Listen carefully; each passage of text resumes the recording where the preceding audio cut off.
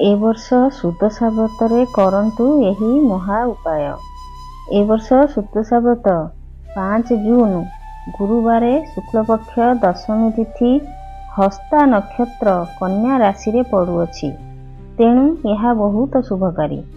आपणकर आर्थिक अवस्था उन्नति पाई आपण गोटे पुटुली निर्माण करंतु।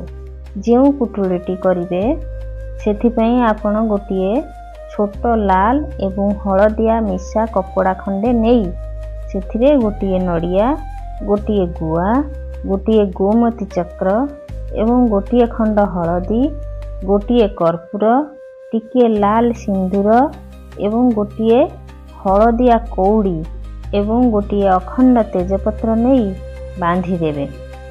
गोटे मंत्र पाठ करने को पड़िबो जहा हैला ओम ऐं ह्रीं श्रीं क्लीं वैभव लक्ष्मी नमः।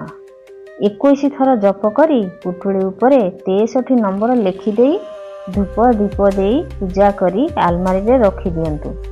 देखिबे किछि दिन परे आपणकर धनर वृद्धि हेबाकु लागिबो। मानिले निश्चय लाभ हेबो। जय माँ लक्ष्मी।